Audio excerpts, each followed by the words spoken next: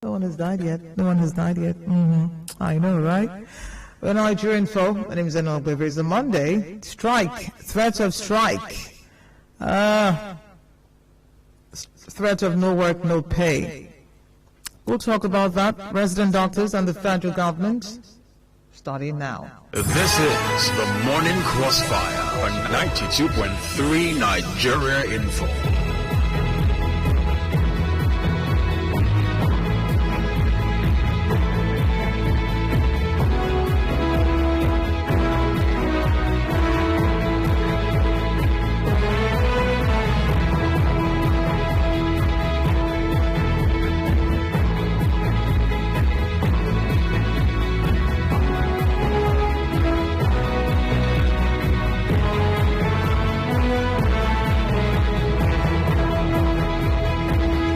Okay, so yesterday the president of the National Association of Resident Doctors, Dr. Ilawa Ohwaihe Sui, was on Sunday Politics on Channels TV, and he was responding to a threat by the federal government, with the Minister of Labour, Chris Ngige, that they will replace striking doctors if they refuse to return to work today. And this is what the NARD president said. In all the ultimatum was signed 117 days ago, you have failed in meeting our requirements, and you call of ILO when you have not even done the ones you're supposed to do. Is he not aware that we gave a notice of over 116 days? Was it not part of the people that signed the memorandum of action? Well, Resolute and members of the Nigerian Association of Doctors want to stay on this till we achieve something, meaning that if we can change the narrative of the health sector. All right, trying to change the narrative of the health sector, that's what he's saying. We hear your thread very well, loud and clear, but we want to do something different. And this is what Ngige said earlier. If you go to ILO principles at work, it guarantees a worker right to strike, but it has consequences. Your employer, on essential services in particular, has a right to replace you. He will also withdraw your money, your remuneration, and use it to pay those he has so acquired at those periods you were away. So Nigeria, being a member of ILO, in our Trade Disputes Act 2004, Section 43, it is there. I will escalate it because the conciliation has failed. All right, and the doctor spoke further, accusing Ngige, who is himself a doctor, of mixing politics with medicine. And then the matter of who are you going to employ if you want to replace us? There's no zone in Nigeria as it speaks where you can get a functional hospital as world class. If you had one, they wouldn't go abroad when they had malaria or headaches to seek for medical care. It's a shame, and I need to ask the government and the Nigerian populace to ask them questions. In different climes, when you do not know the services to render, you should resign honorably and hide yourself in shame, not come to the media and fill them with lies and think you get all over it because you're a politician and you're forgotten that he's a doctor. So to be shameful when a senior colleague like him tells you on public media that you are going to replace those under specialties with a local doctor means he does not mean well for Nigerians. All right. And some people are asking, doctors, if you mean well for Nigerians, why are you then on strike? Joining me on the phone this morning is a lawyer, the coordinator of a transition monitoring group as well, human rights and constitutional lawyer, an activist. His name is Dr. Chris Nwadigo, right now the president of People's Rights Organization. Okay, so we'll talk about this matter with Dr. Nwadigo. Good morning, sir. Good morning. Thank you for joining us on the Crossfire this morning.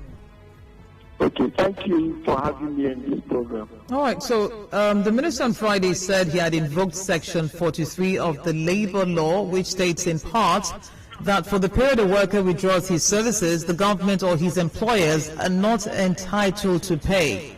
He says the employer has a right to replace them. It doesn't matter what you want to term it. We can use locum doctors or medical officers. Let's start with this Section 43 of the Labour Law in this scenario. Yes. Thank you very much.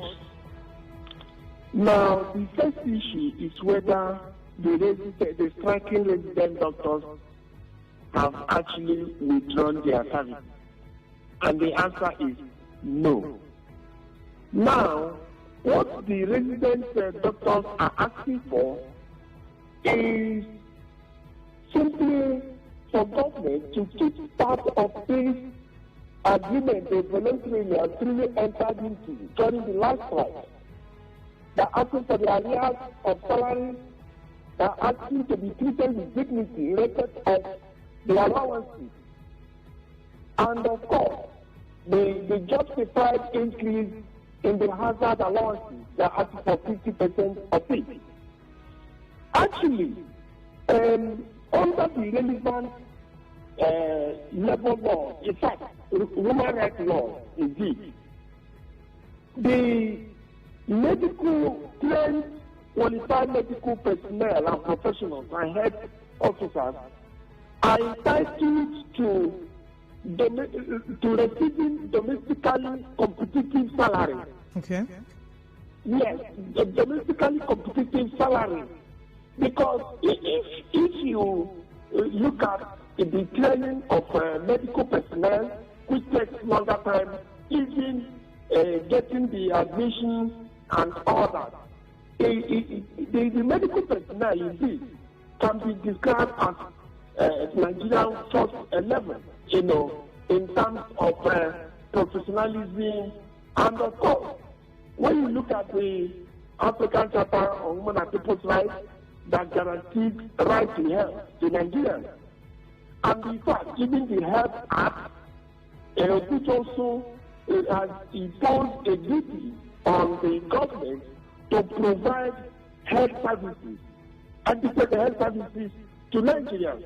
Now, it is obligatory to the government to ensure that the health professionals, trained and qualified health professionals who are manning our health system are adequately remunerated, paid, just like any part of the world. I can tell you that even in the peak of the pandemic here, that some health personnel in New York particularly are paid as much as $10,000 as allowances, just to keep them to save life. Actually, even as Nigeria now is going into this the third wave of COVID-19. Yes, third wave and all that. Now, these striking workers, health workers, are the battle line, are the forefront of ensuring, that they safeguard and they save the life of Nigerians, by ensuring that they are treated and all that. So, for the threat, with due respect, it's an empty threat. With due respect, to replace the medical doctors with other personnel and others. All right. So it's out of it. Okay. Because they freely entered into agreement, and the road workers now are saying, the certain president doctors are saying, now it is time to perform this agreement, and you are threatening them.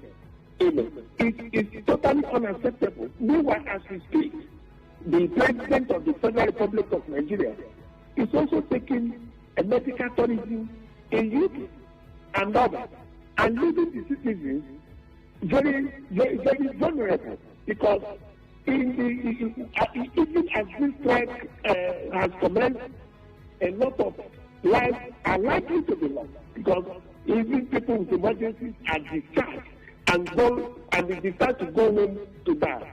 And if you look at the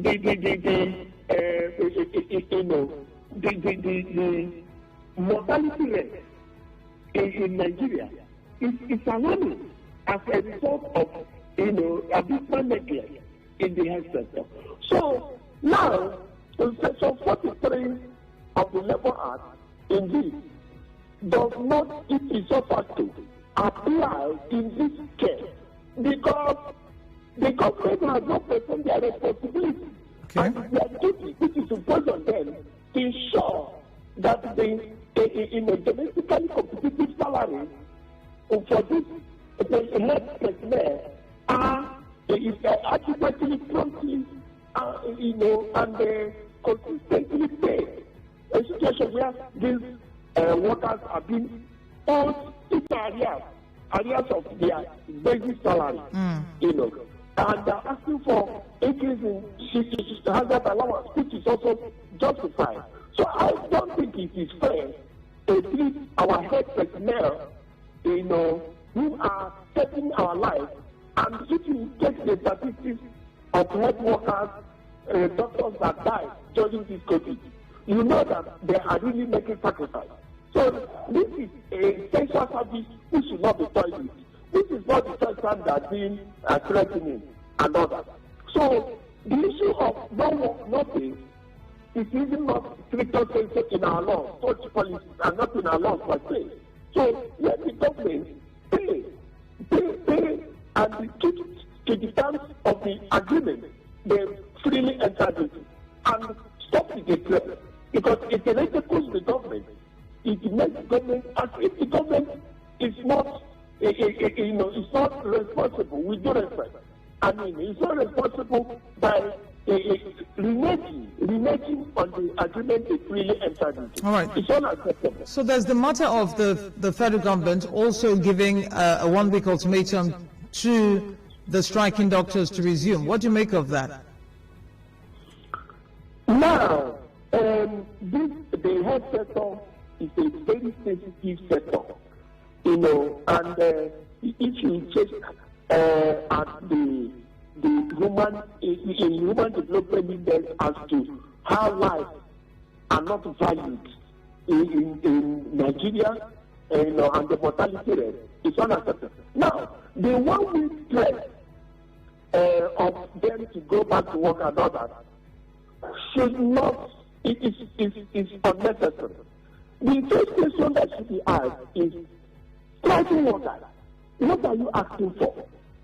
Now, is government able to keep the agreement they entered into the last time? Shouldn't these health workers be treated with dignity?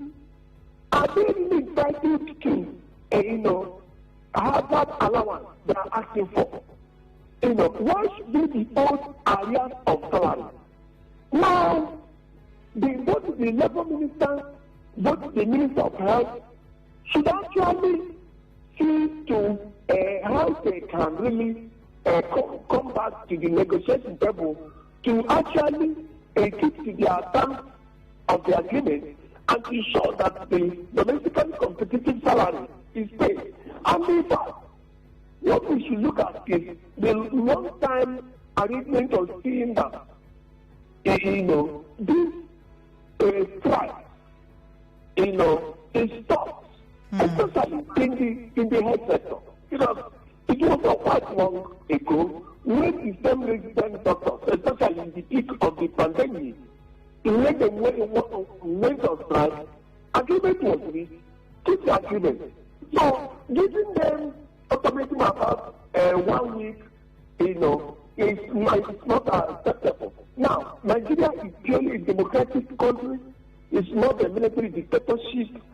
Their demand should be looked into and limited to and be met. Because when you compare what they earn, you compare what even politicians, even legislative what they earn and others. You now find that even the minister's convoy, you see, SUVs and others, unnecessarily ostentatious display of wealth. But when it comes to ministering to our medical personnel, we now want to give them automatic. I don't think it's right. It's unacceptable. The best way is to ensure that the agreement is kept, their salaries are paid, and the hazard allowance issue is looked into so that they can really go back. Stress and etiquette will not solve the problem. And of course, health is very sensitive. It's not a place where you carry, you go to the street and say, oh, these people are also health workers and others, and you bring them and others, because it's things that have to do with life and others. So the automatic declares, it's unnecessary. It's unnecessary. All right, so we need to take a break right now. We'll be connected with you via the phone in a while. Okay, thank you very much. Talking to Dr. Nwadigo there about the resident doctors shunning federal government's order to resume work. We hear that the register has been opened. A directive was given by the Minister of Labour, Dr. Chris Ngige, that the register be opened, that they're going to pay doctors based on attendance. So if you come to work today, you'll be registered, and of course you'll be paid. And for those who would not do that, their pay will be withheld. But the NARD president says they're aware of all that and it's not going to deter them. And also the matter of replacing them with other doctors is asking, where would they see 16,000 doctors to replace the ones that are there? And also talking about those who already have experience. How do you buy that by the action that the government is threatening to take? And also, looking at how they're being treated right now, would anyone want to step into their shoes, and for how long? My name is Ogbevire. The conversation continues in a bit. Just stay tuned. You are tuned in to 92.3 Nigeria Info.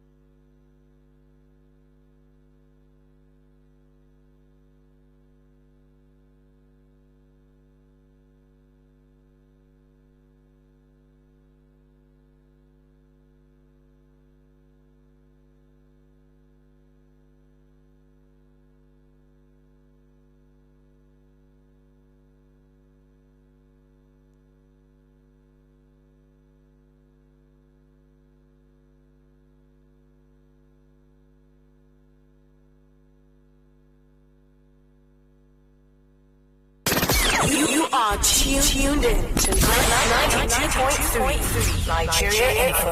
This is the Morning Crossfire on 92.3 Nigeria Info. The biggest conversation across the nation today, and of course in this region, is the matter of the resident doctors and the federal government. Doctors have said, well, go on with your thread. We're not stopping the strike. We're not resuming work today, following the expiration today of the federal government's ultimatum to the resident doctors to go back to work. Talking with Dr. Nwadigo on the phone about the matter. We have some comment here. We'll reconnect with him, by the way. Augustine Ayamu says, good morning, Eno, and to your guest. I'm personally disappointed in Ngige as a health minister. He's not a health minister, he's a labor minister. Health minister is Ehanire. His paymaster is in the UK for medical reasons, while our doctors are being threatened here in Nigeria. What a misplaced priority. But Abdul Ghani Jimo has a totally different take on this. He says, is this how resident doctors will become like ASU, which every little time they call for strike?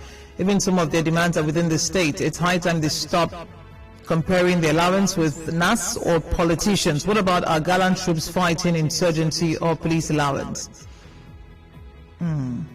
0817-923-0002, 0817-923-0003. Should the doctors go back to work? Today there will be meeting with the House of Reps, yes, on that matter, but should they go back to work?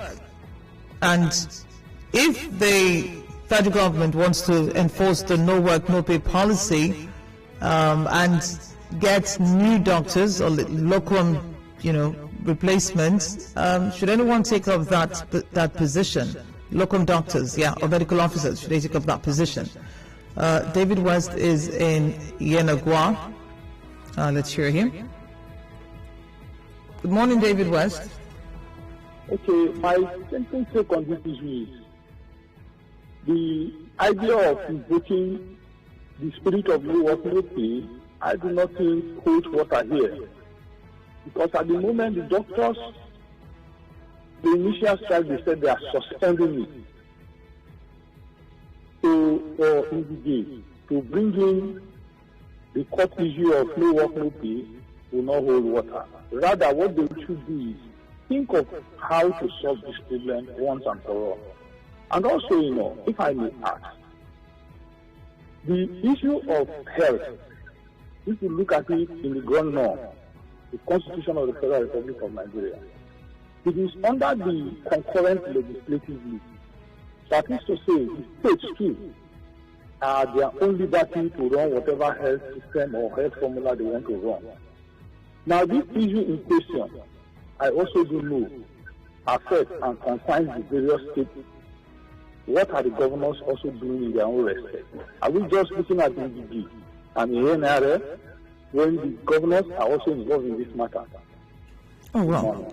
Thank you, David West. For the government, for example, in River State, they are at the industrial court today to hear a matter which is the move by the state government to prevent the resident doctors from, striking. So that's a response. Temple is calling from Marwan. Good morning, Temple. Good morning, the very distinguished the very distinguished, if we must tell ourselves the truth, some things few days now are doing in Abuja, and looking at the kind of the hospitals we have there, and what we describe as international hospitals, nothing to even describe there as talking of national. And these doctors are asking us for a good welfare package and good enabling environment for them and their patients who will be coming to seek for medical attention. Then this morning threatening them. I don't think they really get it. And even this is threatening them. What is the position of the minister? Because Indiana is assuming the position of the Minister of Health, also the Minister of Labor and Employment. And I begin to ask myself, where is Indiana going to get the people you will use to represent? Is he going to get it from the community? Is it not for this Nigeria, the same doctor to come and be, demanding for the same package, water package? Does it make sense? It's just whatever is being called, at least addressing this matter, the way it should. At this point in time, keeping close with the Minister of Health, looking for a way in addressing this matter so that the doctors will return back to work as it is stipulated. All right. That's what them as I said before. There's no to hold water. Thank you, Temple. So, Hanire, the Minister for Health, Osagi Hanire, says the strike by the NARD members is a big mistake. He urged them to return to work immediately. He says the strike portrays the doctors in a bad light, especially as the country is struggling to check the third wave and the Delta strain of COVID-19 pandemic. Now, he says innocent Nigerians should not be put at risk because of money-related issues, especially as efforts were being made to address them. Now, these same efforts, the last time they were on strike, I think I was here, we talked about it, they were making efforts. They promised that they would release the money didn't come. It was a back and forth. I think that was not resident doctors now, that was, doctors. So, the issue of not keeping to your side of the bargain, keeping your word, because that's something that the NARD president has said. He says you can't be threatening someone when you haven't done your part. 0817-923-0002. We're on WhatsApp. You can join the conversation. Gabriel is saying that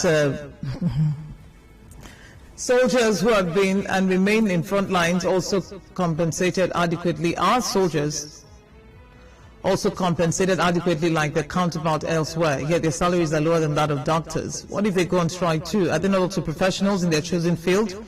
Who is adequately compensated in Nigeria? Should not everyone go on strike then? Doctors should calm down and find a better way of managing the issues instead of the strike. Gabriel, I'm sure the doctors saw armed forces before they went for medicine. I'm sure the soldiers saw medicine before they went for the armed forces. Everyone has a right to choose. And when you choose, your employer should keep to the side of the bargain. It's very simple. It's just like someone saying, you're a presenter, you are maybe a librarian, or you are a driver. Keep to your side of the bargain. I'm not sure that's such a big problem. But which it has come to be anyway. Ikagu Etoke from Uzwaba says, my problem with most professional bodies or unions, medical resident doctors inclusive, is that they are selfish and narrow-minded. Why can't they educate and mobilize the masses and fight for better healthcare systems that will ultimately benefit everyone? Health is everyone's business. Enough of government insensitivity and gross negligence of what matters most in governance. So I was watching the resident doctors, the president yesterday, and he did say something like this, that the people should prevail on their leaders to do what is required, because in the end, they are here to treat patients. They're not here to, make people suffer. Johnson is in Akpaju. I'll call my guest again in a bit. Human rights lawyer and activist. Constitutional lawyer and activist. Good morning. Hello. Put off the radio, please. Good morning. Okay. I want to comment on this doctor's strike. You see, for me, I'm speaking it on a personal note. For me, I think the government should push the law to the National Assembly, restricting any doctor working for the government not to own a private clinic. Because whatever effort the government is putting in place will still be sabotaged by the same doctors.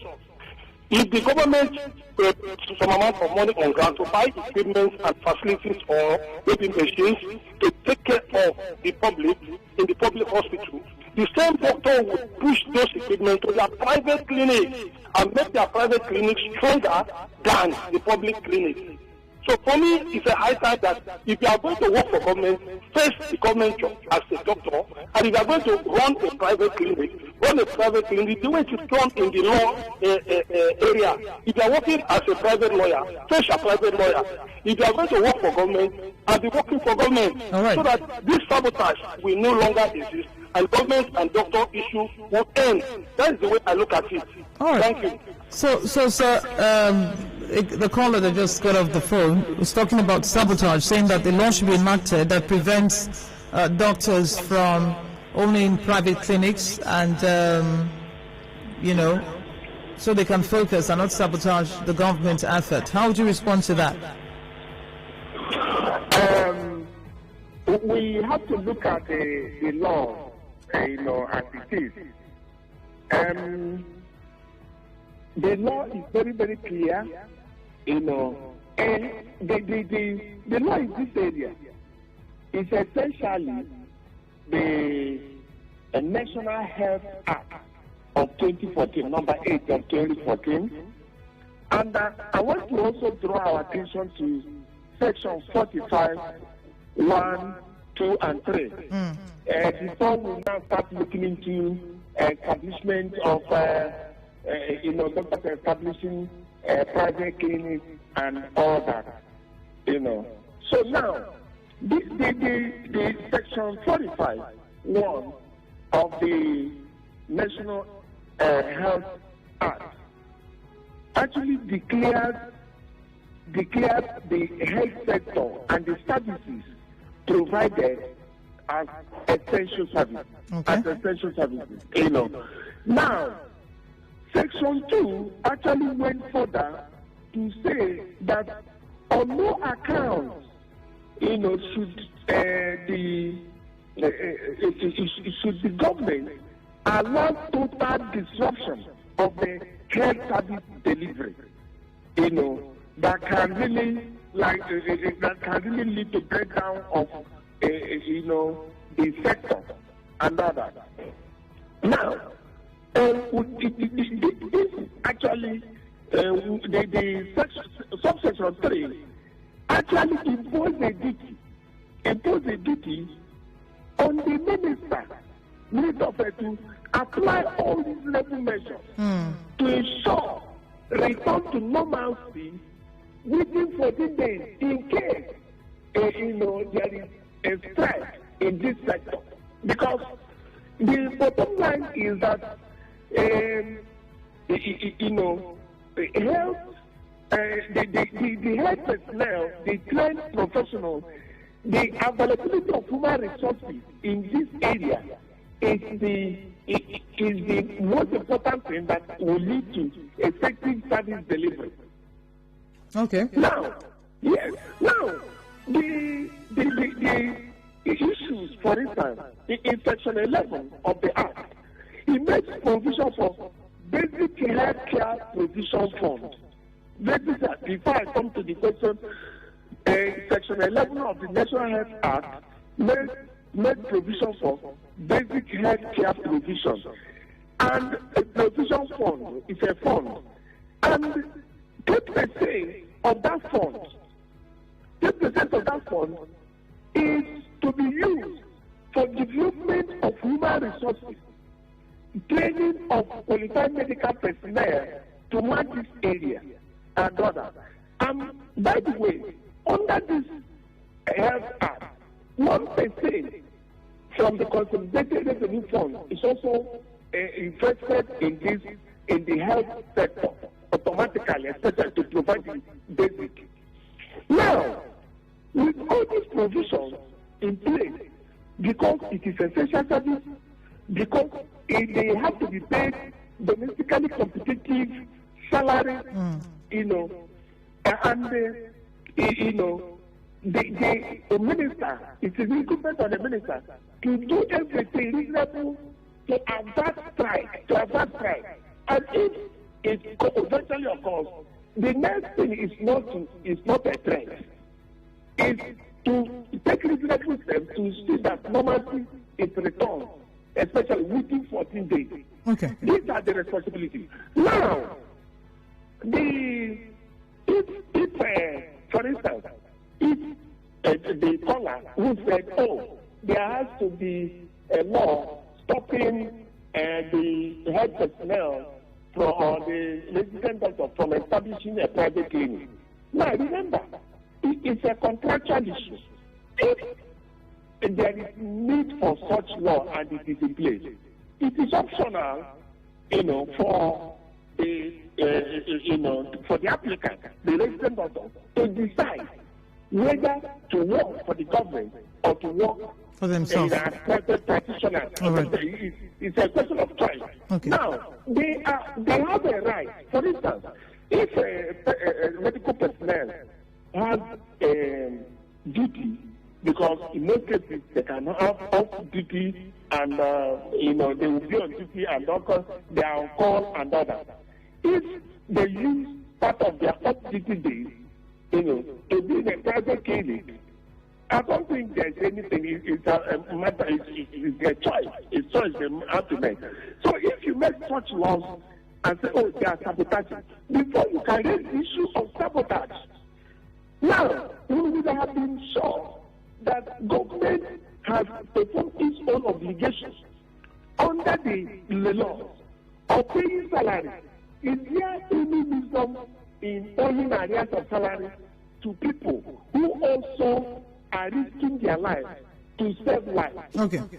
Good question. But a question here I need to ask before we let you go at this time says, how does the strike directly affect the elites? Because some people are saying that it's just the common man, or everyday Nigerian that suffers from these kinds of strikes. ASU strike, same, now doctor strike. How does the strike directly affect the elites? And do you think it has to affect the elite for it to be effective? Okay, thank you. The truth about it is that in our, especially at the tertiary, health system, university teaching hospital and all that.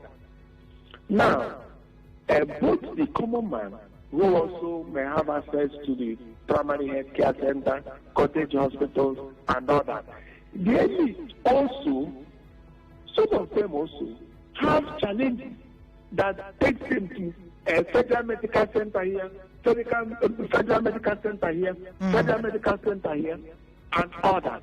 In fact, some of them may even want some referral paper to be able to go to certain places.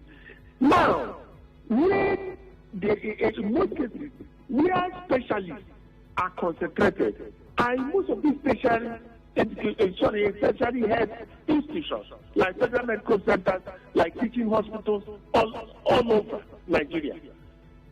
It affects, the strike affects both the elite, both the bourgeois, both the rich, and both the poor.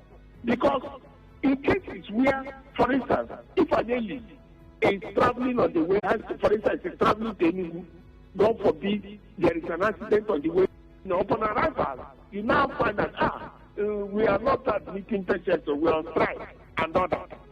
So whether, in fact, at the point he has an emergency, whether it's an elite, whether it's a poor or not, it doesn't matter. Okay, the other day I was in the airport when there was an emergency, somebody collapsed on the ground and they need immediate medical attention and all that. So if the nearest place they are being rushed and you say, oh, we are closed here, we are not receiving any patient and all that, it's too bad. So now, the health system should be functional and the government has to perform its duty. All right. Now, it does not need to affect the elite for it to be functional. Now, when you look at the provisions of the Health Act, because when the ministry is applying labor law, which is general, it is not enough.